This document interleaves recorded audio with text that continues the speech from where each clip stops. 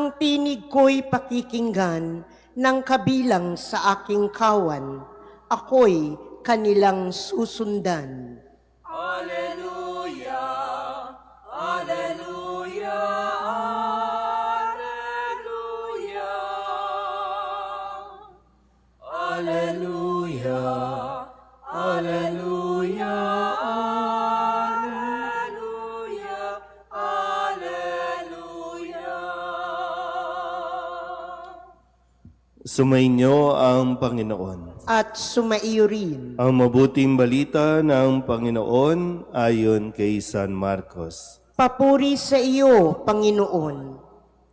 Noong panahong iyon, si Jesus ay nagtungo sa sarili niyang bayan, kasama ang kanyang mga alagad. Pagdating ng araw ng pamamahinga, nagturo siya sa sinagoga. Nagtaka ang maraming nakarinig sa kanya at nagtanong, saan niya nakuha ang lahat ng iyan? Anong karunungan itong ipinagkaloob sa kanya? Paano siya nakagagawa ng mga kababalaghan? Hindi ba ito ang karpenterong anak ni Maria at kapatid ni Santiago at Jose, Judas at Simon? Dito nakatira ang kanyang mga kapatid na babae, hindi ba? At siya'y ayaw nilang kilanlin.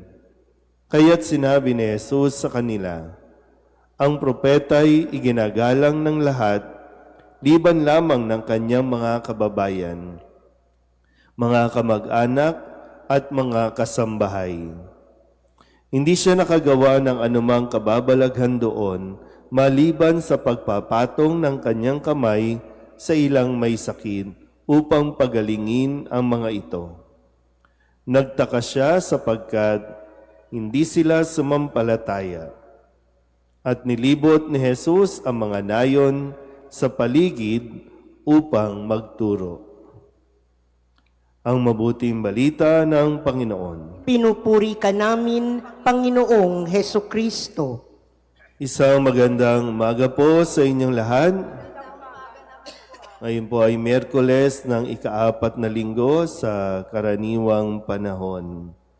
Dalawang bagay po ang ating pagnilayan sa araw na ito sa ating Ebanghelyo, yung pinanggagalingan kadalasan ng depression o anxiety sa panahon ngayon. No? Dati kasi wala naman tayong mga ganito, kahit nga wala ka ng pera, wala naman depression, no? Kasi talagang nagsisikap ka. Pero ngayon, tingnan natin saan nanggagaling at paano ang mga tao nakakaranas ng anxieties, depression.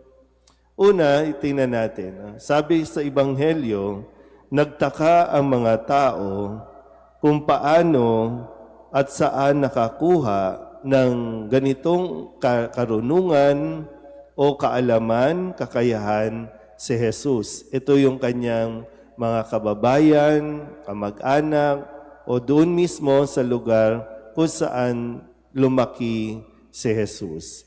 So yung bahaging yan, minsan, o kung kadalasan, hindi natin nakukuhang maging masaya sa kung ano ang mayroong o ang tagumpay na mayroon either ang kamag-anak mo, kapitbahay mo, o kakilala mo.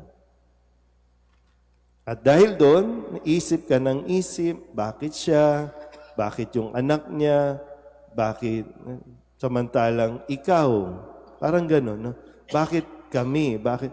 Kaya nahihirapan tayong tanggapin ang tagumpay ng iba. Kaya nalulungkot ka at yung umaabot sa punto na hindi mo matanggap ang tagumpay ng iba. Kaya nauuwi sa anxiety, depression. Pangalawa, bakit nagkakaroon ng depression, anxieties ang mga tao ngayon? Kasi yung expectation nila na gusto nilang matanggap sila ng mga tao. Gusto nila na palakpakan sila ng mga tao. Gusto nila magkaroon ng lack of appreciation or certificate of appreciation mula sa kanyang mga inaasahan. Pero yung reality, hindi ganyan ang nangyayari. Kaya ngayon, maraming nagkakaroon ng depression at anxieties.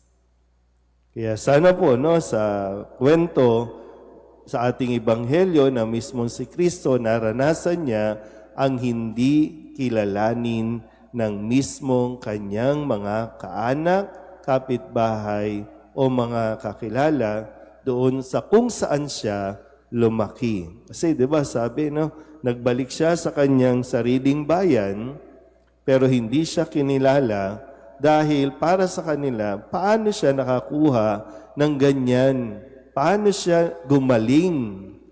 Anak lang siya ng karpentero, anak siya ni Maria, mga mababang uri, hindi nakapag-aral.